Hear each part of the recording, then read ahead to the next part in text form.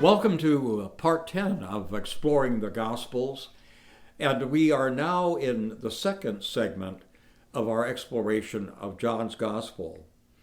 And I've been trying to share with you some of the differences between how the synoptics, that is Matthew, Mark, and Luke, the difference between them and how John looks at the world. And one of those keys here is to understand that particularly Matthew's gospel, this would be just one example, is really more interested in how we behave in the world. In other words, it's more of a discussion of ethics. In other words, day-to-day life and so on. And you'll pick it up in the way Matthew draws upon Mark's gospel and begins to piece it all together. But what John is more concerned about is in what we believe, or probably better put, in whom we believe. His focus is not on the ethics part of things, because you notice in John's gospel you don't have the bunch of parables as I mentioned in our last video. It's not like that. And part of the reason is that the outlook that we see in Matthew's gospel and them drawing out of Mark too is a more of a Jewish view of things. And in the Jewish view of things, life is viewed sequentially. That is, he who was, he who is, and he who will be.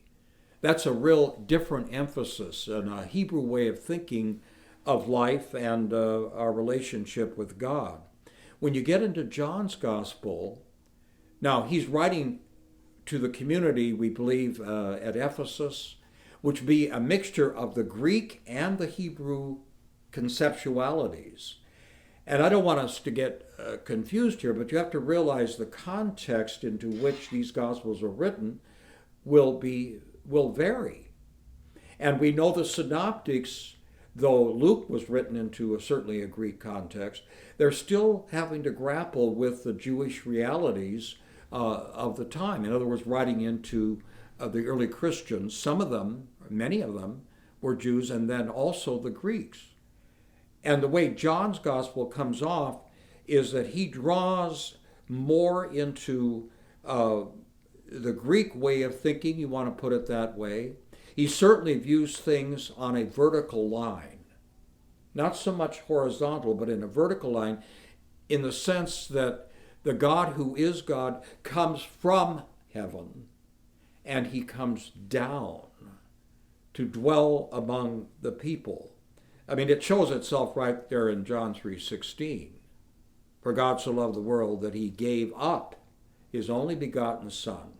In other words, there's a sense of the giving away from God's glory in heaven down to where we live. So the Hebrews are thinking in past, present, and future. That's the thinking or the horizontal line that they think of. And then in the Greek sense, we're talking about this vertical relationship from above to below. So you're going to see that worked out in the biblical narrative. Heaven to the world. That's the personality perhaps of John coming through also as he's thinking of the audience to whom he's writing. Now, one thing that's very interesting is that more than likely John was a fisherman, like many of the disciples were. And from all we can tell, now there's some conjecture here, while his business was being a fisherman in the north, that is Galilee, where he did his business probably was in Judea. So what you have is a person who's from Galilee and spends a great deal of his time in Judea. It's possible he even had a retail fishing business. And again, this is outside the text, but he's a man who primarily, if you remember the last video, acts and lives out most of Jesus' life in the south. not the north. The other Gospels, those synoptics, pretty much are about Jesus' ministry in the north, that is in Galilee. So let's think about the disciples here. At least 5 or 7 of Jesus' disciples were Jesus' physical relatives. That's significant. Jesus' cousins believed in him. And it wasn't until after the resurrection, the way John puts it, that the rest of the family came on board. John really details that in his gospel. The closest people to Jesus in John's gospel are clearly Peter, James, and John.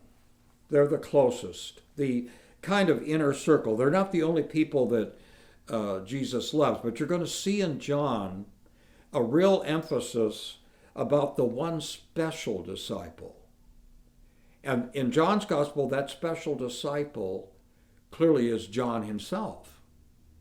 And it's not just about a self-serving portrait, but John wants to make it clear that, for example, at the Last Supper, when they had that supper, he describes a situation. You know, they didn't sit at a table when they had supper in the first century, certainly not Palestine. People in that culture reclined on a kind of couch, something like that. And so it's peculiar to us, but you can imagine your feet would be right next to the face of the next person around the table.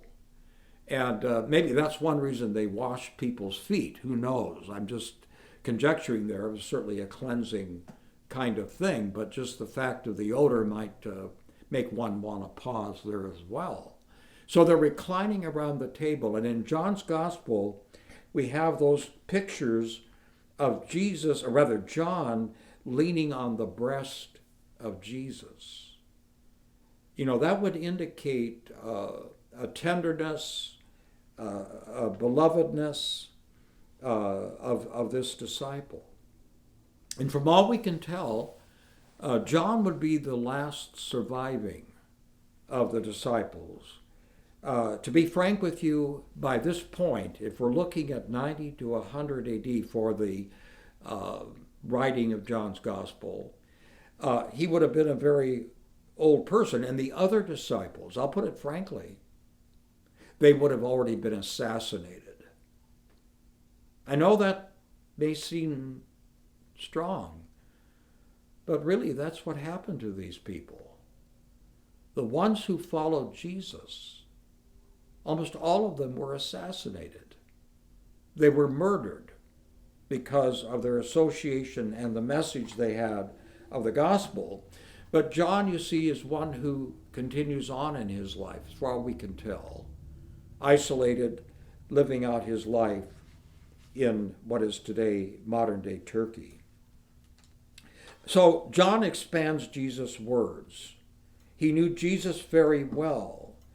He draws a number of implications about Jesus, and that's why the purpose of John is that he wanted to write something that would last long beyond him.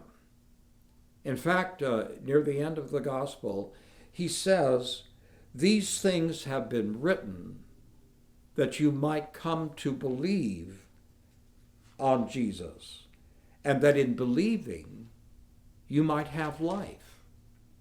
That's the central piece of John's intent, is that he understands that the belief issue is directly attached to an ongoing relationship with Jesus. And I want to make some real emphasis about that. I want to put emphasis on that, because one of the things you and I may not fully embrace or understand is that in the Greek language, there's tenses of a verb where it will be a present continuous action in a verb. In John's gospel, the word believe is not used as a noun. It's used as a verb. So to believe means to continually believe, to continually trust. So that would be in contrast to simply saying, oh, I believe, 20 years ago I believed. Oh yeah, when I was at a church camp or when I was in a particular situation, then I believed, but that settles it. Well, in John's Gospel, the way he writes it in the Greek language, it's about a continuous action. The faith that we had yesterday, at least from John's point of view, is not the faith that's going to save us. In other words, something in the past, it certainly can have significance for us. I relate to that very easily. I mentioned that in a video. I think I was brought to Jesus while I was still wearing diapers. That's how I phrased it. But there's also this ongoing nature of my faith and your faith that is continuing. Right now, in the middle of whatever circumstance we find ourselves in life. And that doesn't mean life is a bowl of cherries. It isn't that. Oftentimes there's rough spaces. We're challenged by our physical self, the political situation, the financial situation, things going on in our family and churches. And that's where John really has a message for us about the continuation of believing. And that life, as far as John is concerned, is abundant and everlasting. That's where Jesus comes into play. We continue on holding on to that faith. Again, for God so loved the world that he gave his only begotten Son, that as you continue on believing. Now, I'm translating the Greek as it actually shows up. That continuous present tense is so vital to grasping what John had in mind in his gospel. Well, there's much more to explore together, and we'll do that in our third video, which will be coming up very soon. I hope you tune in. Thanks for watching.